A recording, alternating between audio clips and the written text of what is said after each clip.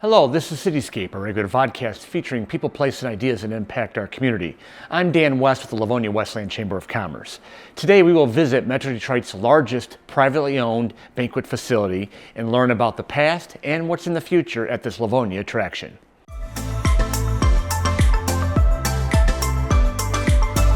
Laurel Manor Banquet and Conference Center opened on Schoolcraft Road in Livonia in 1988 and has since been a popular location for weddings, proms, banquets, and other events. It's one of the largest banquet facilities in Metro Detroit. The facility was built by John and Lena DelSignore, who have operated dining businesses in Livonia for 6 decades. Last year, Laurel Manor saw more than $500,000 in renovations as John and Lena's son, Luciano, took over operations of Laurel Manor.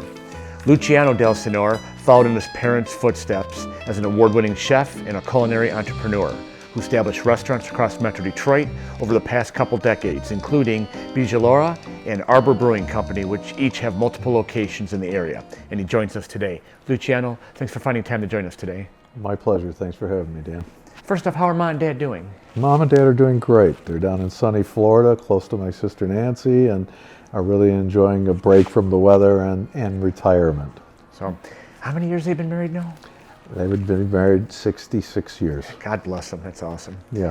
So, tell us about your experience growing up in your parents' dining businesses, and obviously how it got you going in your business interests.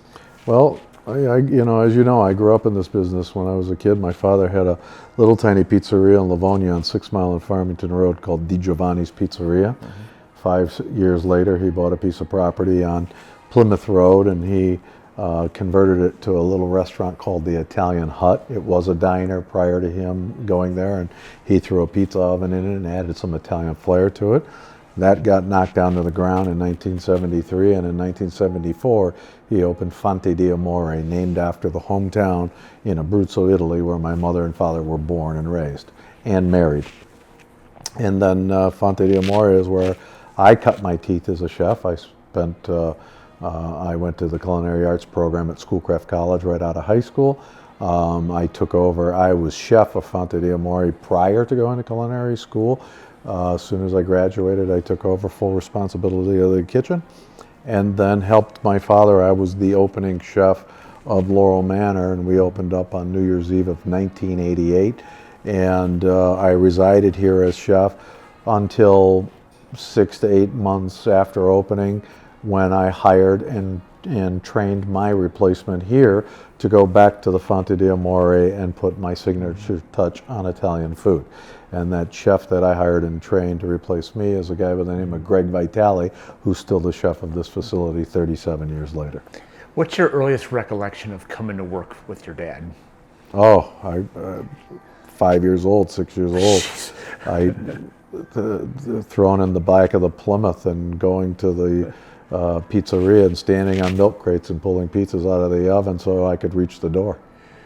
Well, you got a real early education in this. When you're a son of, children of immigrants, and my father is one of 5 children, my mother was one of 8, but they're the only 2 who moved to the United States of America, so we had no family here.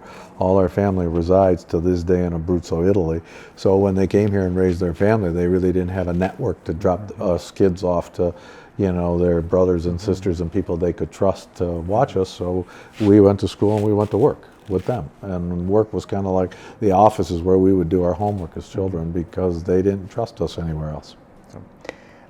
As you said, you were the chef when Laurel Manor opened in winter of 1988.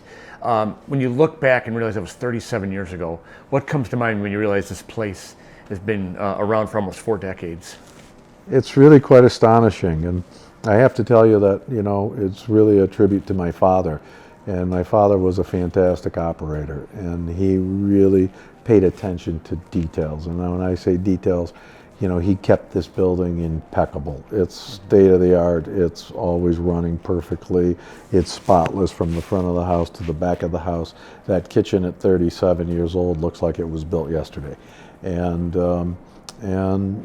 he did the best he could do with the knowledge he had on food, and he always held it to a high standard. And not coming from a background like me as a chef, it's really, really quite amazing what he was able to achieve here for almost 40 years, and I think there's another 40 years in the future. Tell us about some of the changes and renovations that have been done thus far here, and what were some of the customer experience goals you're hoping to accomplish with those renovations? So we had phase 1 renovation last year, and it was all done in the ballrooms, and we did the ballrooms from the ground up. Lighting, flooring, walls, texture, colors, and it's really looks fantastic, and our customers, it's been extremely well received. Last year we went up naturally 25% in business, and I think it was just due to how modern and beautiful the ballrooms felt. And this year we want to go into phase 2. We want to do all of our lobbies, the area we're sitting in, this casual little bar, espresso bar. We're going to add some more details to our 2 wedding chapels we have on site, and the public restrooms. So we've got another big round.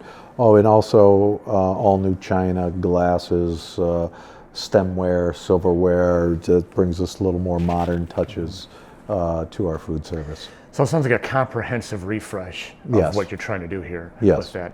And we were walking around beforehand. You've got a lot of space in here, not just the banquet rooms, but you could actually do a chapel for a wedding, and then have in a separate space from the actual banquet area. And I guess talk about the space that you have available with the 60,000 square feet you have here. Yeah, no, Laurel Manor is second to size to Cobo Hall in Michigan, and we're the largest privately owned banquet facility in the state. We can seat close to 1,600 people consecutively for one event, and there's no other privately owned banquet hall that could come close. And that's without using the 2 chapels. And we have 2 chapels. One seats about 120, and the other one seats about 280 to 300. So you could be full on all day, invite your guests to one location. They can get married on property, move over to a cocktail and hors d'oeuvre reception, and then move over to a dining room and have a full sit-down dinner with live music and entertainment. So, what is the key? You talked about your father's legacy of running a good place, but what's the key going forward to operating, not only this banquet facility, but you also own several restaurants as well. Talk about the keys to being successful in these ventures. The key to being successful is hospitality is in my blood. It's the only way I know how to make a living, and I don't pretend to know how to make a living in other industries. And I really, really know how to focus on details. And hospitality is food, it's service, it's ambiance, it's lighting, it's music, it's everything around. And I think going forward, my ability to raise the bar in hospitality and bring this facility, I think, to levels that are better than all of our competition is achievable. So, what do you like about being a chef? I love to cook. I mean, really, that's not a joke. My happy, happy, happy place is when I'm with pots, pans, and a knife in my hand. And I still train my chefs in all of my locations. All the food at every one of my restaurants is my food. And I spend a lot of time training people, and I make sure that they're staying right on track, on point with the way they learn. But when I'm at home at night, I cook every day. I don't eat out. Cooking is just part of my life. I have a beautiful commercial kitchen in my house, and I test a lot of my recipes at home. If I want to create something new for Bigalora wood-fired cucina, I have a wood-fired oven there. I can test new pizzas. I can test new pastas, and when I get something I like, I bring it over to my chef, and I show it to him, and this is a new dish on the menu. And that can happen to any of my restaurants, including Laurel Manor Banquet Facility. Sounds like you love to experiment. I do love to experiment, and I love food. So, going back, you look at Laurel Manor. Livonia's been your home. Your mom and dad would say the same thing. Livonia is where everything got going for them. You're still at this great location at I-96 and 275. Yes. And so, just talk about what being in Livonia has been, and this location has been to Laurel Manor's success through the years. Well, I think we're indebted to Livonia. I was born and raised here. This Fonte di Amore, where I cut my teeth, it was in Livonia. My father's been like you said, 6 decades in this community. They've been fantastic to us, and I'm really, really excited about the next few decades for what we can give back to the city. I think that Laurel Manor is a big enough facility that we're looking into infrastructure for charging stations for the electric cars. We've already got a little deli cafe on site. We'd like to spruce that up with maybe a coffee shop, have some tables, have some Wi-Fi. We could extend the hours, and we could give back to the community by allowing people to pull right off the freeway, having this as a location to get a fast charge and catch up on a few emails or get us something to eat and then move on from there.